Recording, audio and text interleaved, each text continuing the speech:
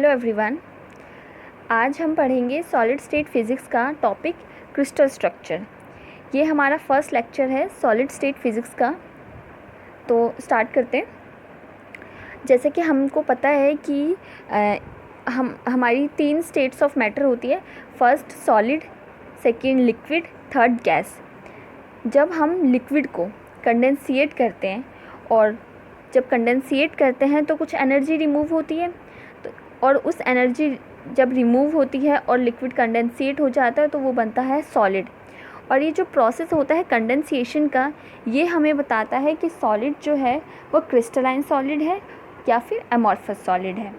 ठीक है। अब सॉलिड के 2 टाइप्स हो गए, क्रिस्टलाइन सॉलिड और अमॉर्फस सॉलिड। क्रिस्टलाइन सॉलिड में जो एटम्स और मॉलिक्यूल्स हैं वो अरेंज होते हैं इन अ रेगुलर वे, और अमॉर्फस में जो एटम्स और मॉलिक्यूल्स हैं वो अरेंज होते हैं इर्रेगुलर वे में। ठीक है। और क्रिस्टलाइन में लो एनर्जी स्टेट होती है और अमॉर्फस में हाई एनर्जी स्टेट होती है। लो एनर्जी स्टेट इस वजह से होती है क्योंकि जब हम कंडेंसिएट करते हैं और उससे सॉलिड बनाते हैं तो बहुत ज़्यादा एनर्जी रिमूव हो जाती है, जिस वजह से इसकी जो एनर्जी स्टेट है वो लो होती है और अमॉर्फस सॉलिड की एनर्जी स्टेट हाई होती है as compare to crystalline solid. ठीक है। और ये जो होते हैं क्रिस्टलाइन वो लॉन्ग रेंज ऑर्डर होते हैं और अमॉर्फस सॉलिड में ऑर्डर शॉर्ट रेंज होता है। ठीक है। क्रिस्टलाइन सॉलिड एनाइसोट्रॉपिक होते हैं, मतलब इनमें जो मटेरियल की प्रॉपर्टी है वो चेंज होती है विद डायरेक्शन, और अमॉर्फस आइसोट्रॉपिक होती है। इसमें जो प्रॉपर्टीज़ हैं, फिज़िकल प्रॉपर्टीज़, वो सेम रहती हैं डायरेक्शन में, हर एक डायरेक्शन में, इन ऑल डायरेक्शन। और इसके एग्जांपल्स हो जाएंगे क्रिस्टलाइन के NaCl, मिका, डायमंड, और अमॉर्फस के हैं plastic, glass and rubber. Okay. So ये तो था सॉलिड के 2 types, crystalline solid and amorphous solid. अब आते हैं क्रिस्टलाइन सॉलिड। इसके भी 2 टाइप्स होते हैं, सिंगल क्रिस्टल और पॉलीक्रिस्टल। सिंगल क्रिस्टल और पॉलीक्रिस्टल से तो आप समझ ही रहे होंगे। सिंगल क्रिस्टल मतलब एक क्रिस्टल और पॉलीक्रिस्टल मतलब उस एक क्रिस्टल से बना हुआ एक बड़ा सा क्रिस्टल, तो वो हो जाएगा पॉलीक्रिस्टल। और जो सिंगल क्रिस्टल होते हैं उसमें जो एटम्स हैं और मॉलिक्यूल्स हैं वो अरेंज होते हैं एक रेगुलर वे में, एक पीरियोडिसिटी होती है उनमें। ठीक है। और इसी वजह से ये एनाइसोट्रॉपिक होते हैं और इन पे जो स्ट्रेंथ होती है वो ज़्यादा होती है। ठीक है। और for example silicon, gemstone, diamond, ये सिर्फ सिंगल क्रिस्टल्स होते हैं। फिर आता है पॉलीक्रिस्टल मटेरियल। ये जैसे कि मैंने बोला पहले कि एक स्मॉल क्रिस्टल्स मिलकर एक पॉलीक्रिस्टल बनाते हैं, पर इनमें जो ओरिएंटेशन होता है वो डिफरेंट होता है। ओरिएंटेशन डिफरेंट होता है, जैसे कि इसका ये इस डायरेक्शन में है, ये इस डायरेक्शन में, मतलब ये इधर, इस वाला इधर इनका ओरिएंटेशन है, इसका इधर ओरिएंटेशन है, इसका इधर ओरिएंटेशन है। मतलब अलग अलग क्रिस्टल मिलके एक बना रहे हैं, पर एक क्रिस्टल में जो ओरिएंटेशन है, जैसे कि इस वाले में सबका ओरिएंटेशन एक ही डायरेक्शन में है, इस डायरेक्शन में, और इसमें सबका ओरिएंटेशन एक ही डायरेक्शन में है, इस डायरेक्शन में, और इसमें इस डायरेक्शन में। इट मीन्स पॉलीक्रिस्टल में जो ओरिएंटेशन होता है वो डिफरेंट होता है, इस वजह से इसको हम आइसोट्रॉपिक बोलते हैं। लेकिन पॉलीक्रिस्टल में भी आइसोट्रॉपिक और एनाइसोट्रॉपिक होता है।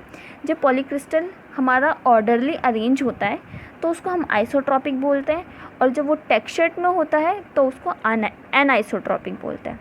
ठीक है। और ये जो बाउंड्री है जो इन सारे सिंगल क्रिस्टल्स को कनेक्ट कर रही है उसको हम बोलते हैं गेन बाउंड्री। ठीक है। ओके।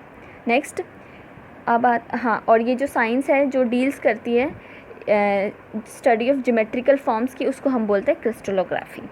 अब आता है एक बहुत इंपॉर्टेंट टॉपिक जो है स्पेस लैटिस।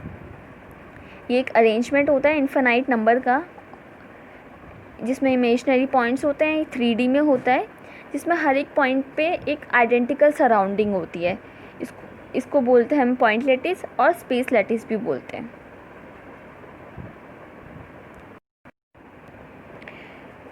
जैसे कि ये स्पेस लैटिस है, ये वाला, इसमें अगर हम इस पॉइंट से इस वाले पॉइंट को देखते हैं तो हमें एक पॉइंट दिख रहा है, अगर यहाँ से देखें तो इधर पॉइंट दिख रहा है, इधर से देखें, हर एक पॉइंट से जब हमें देखें तो हमें एक ही आइडेंटिकल पॉइंट दिखना चाहिए, वो होता है स्पेस लैटिस। और अब ये तो हो गया फर्स्ट एग्जांपल। सेकंड एग्जांपल ये है, जब हम यहाँ से देख रहे हैं तो इधर एक पॉइंट है, ओके, इधर से देखा नो पॉइंट, ठीक है, इधर से देखा नो पॉइंट, यहाँ से देखने पे एक पॉइंट है, यहाँ से इधर देखने पे कोई पॉइंट नहीं है। इट मीन्स ये जो है वो स्पेस लैटिस नहीं है और ये स्पेस लैटिस है। स्पेस लैटिस में क्या होता है कि हम किसी भी पॉइंट, हर एक पॉइंट से हमको एक आइडेंटिकल सराउंडिंग होती है, मतलब हर एक पॉइंट से जब दूसरे पॉइंट पे दिखें तो हमें सेम पॉइंट, एक आइडेंटिकल पॉइंट दिखना चाहिए, वो होता है हमारा स्पेस लैटिस, ठीक है। और फिर आता है हमारा ट्रांसलेशन ऑपरेशन।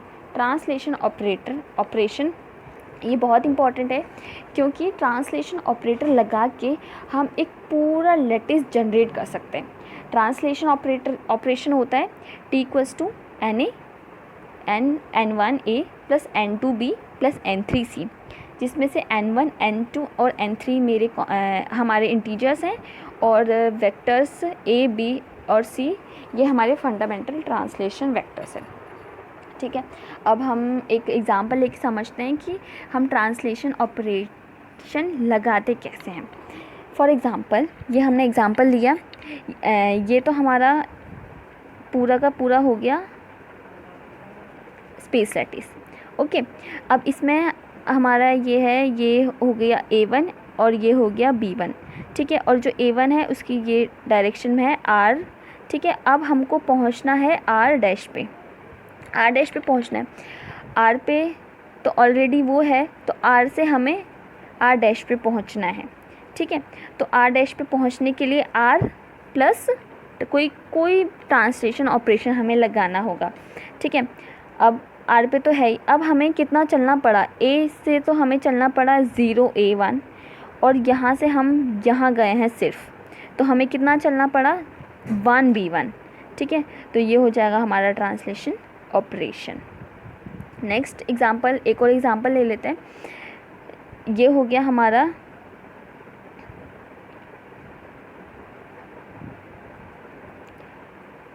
B2 और ये हो गया A2, यहाँ पे है पॉइंट R, ठीक है।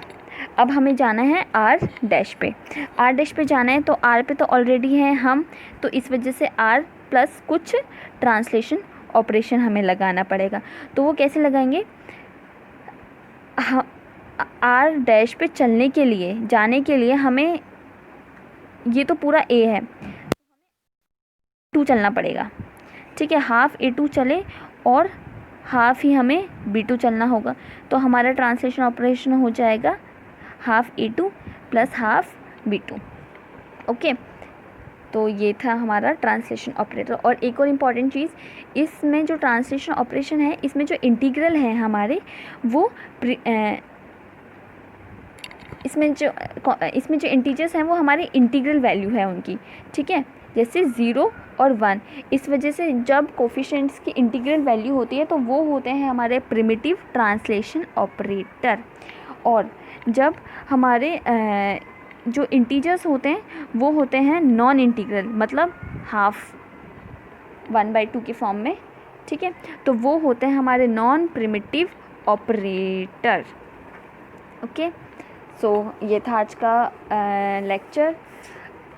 अब नेक्स्ट वीडियो में हम पढ़ेंगे यूनिट सेल, और यूनिट सेल से आगे फिर सिमेट्री ऑपरेशंस वगैरह। आज के लिए इतना ही, ओके, थैंक यू।